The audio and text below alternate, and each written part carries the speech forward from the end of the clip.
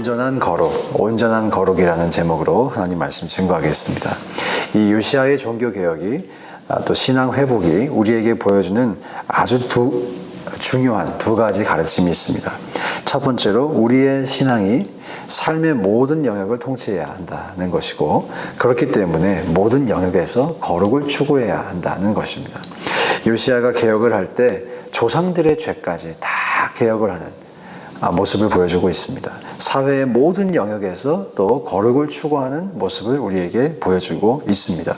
우리로 치면 눈도 거룩해야 되고, 입으로 또 말하는 그 말이 거룩해야 되고, 귀도 거룩해야 되고, 가정 안에서 거룩해야 되고, 사회 안에서도 거룩해야 하는 모든 영역에서 거룩을 추구해야 한다는 메시지를 우리에게 주고 있다는 것이죠.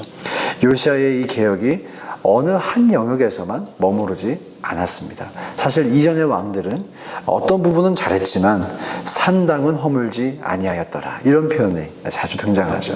어떤 것은 행했지만 또 한편으로는 여전히 죄와 타협하는 모습이 있었습니다. 그런데 이 요시야가 모든 것을 갈아엎는, 그 사회 전반을 다 정화시키는 그런 개혁을 하는 것을 우리가 볼 수 있습니다.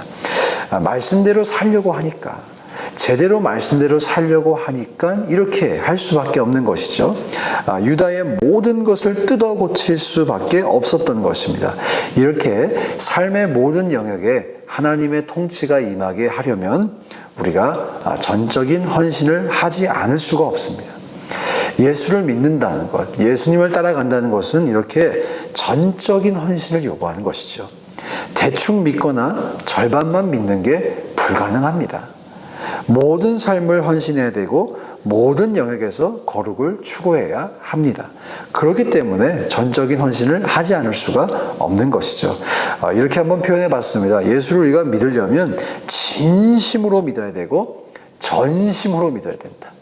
우리 교회의 핵심 가치이기도 하죠. 진심과 전심. 진심으로 믿고 전심으로 믿어야 한다.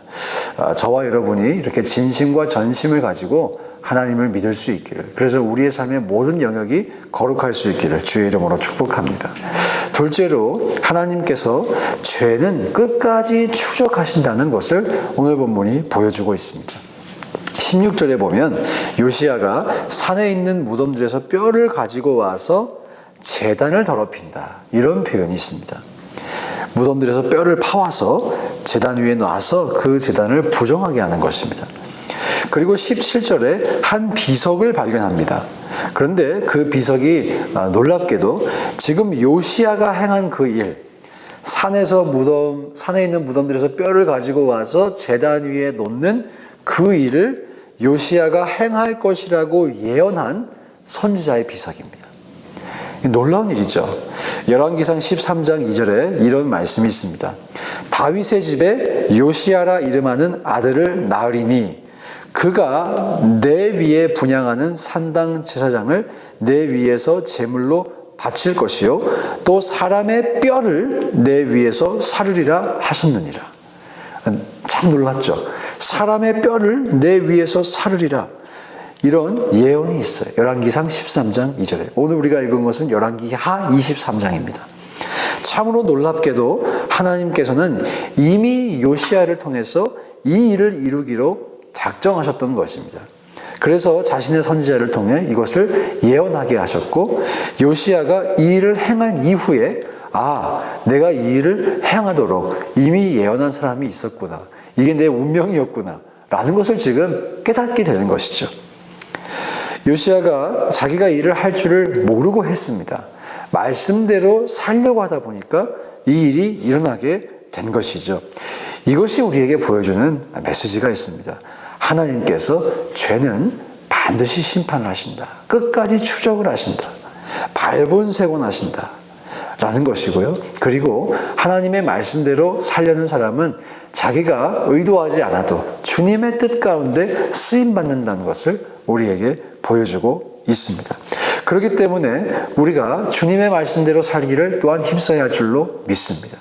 우리의 삶에 또한 하나님께서 죄를 추적하시기 때문에 우리의 삶에 혹시라도 온전하지 못한 것이 있다면, 거룩하지 못한 것이 있다면 그것을 빨리 회개하고 또 정결하게 하고 거룩을 추구해야 할 줄로 믿습니다.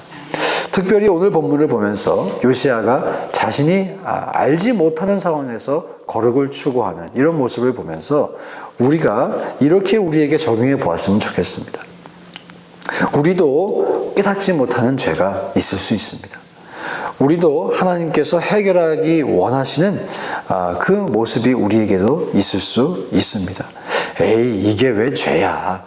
이것까지 죄라고 하면 내가 어떻게 살아? 이 땅을 살아갈 수가 없지 라고 생각하면서 합리화했던 것이 있다면, 혹은 정말 우리가 죄인지를 몰라서 나도 모르게 짓고 있던 죄가 있다면 그것이 발견되고 고쳐지는 역사가 일어나기를 원합니다.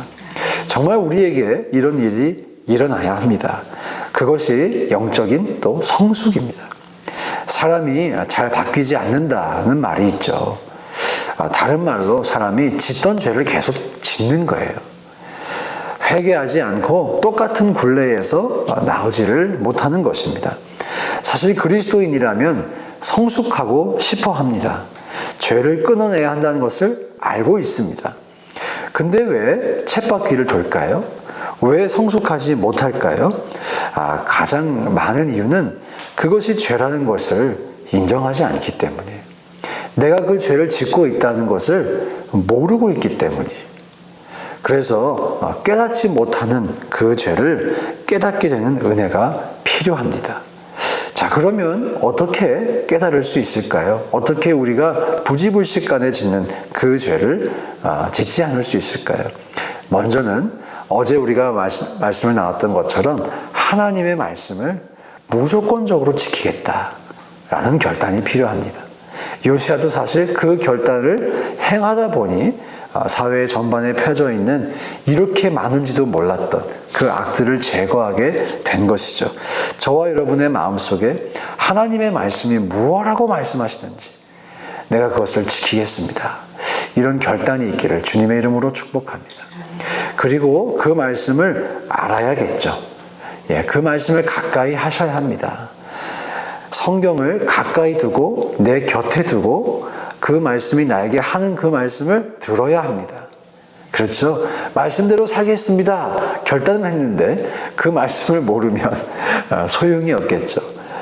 그래서 신앙의 성숙의 과정 속에서 말씀을 계속해서 가까이 하고 읽고 묵상하고 통독하고 또 큐티하고 이 모든 노력이 우리에게 있을 수 있기를 원합니다. 그리고 그렇게 말씀을 가까이 하면서 또한 우리가 해야 할 일이 있습니다. 말씀도 소중히 여기지만 그 말씀을 통해 실제적으로 우리에게 역사하시는 성령님의 은혜가 필요합니다. 깨닫게 되는 은혜가 필요합니다. 똑같은 말씀을 읽어도 성령의 역사가 있으면 그것이 나의 마음을 찌를 때가 있습니다. 그런데 말씀 해도 성령님을 무시하면 그것을 받아들이지 않을 때가 있어요. 그래서 우리가 말씀을 사모함과 함께 성령께서 나에게 역사해 주시도록 우리가 은혜를 구해야 할 줄로 믿습니다. 성령께서 오셔서 죄에 대해서 책망하신다고 말씀하셨습니다. 우리 가운데 성령께서 위로해 주시기도 하시고 또 우리를 신원해 주시기도 하시고 또 우리를 위해 중보해 주시기도 하시지만 성령님은 우리에게 죄를 책망하시기도 하십니다. 저와 여러분이 그 책망을 들을 수 있기를 또한 원합니다.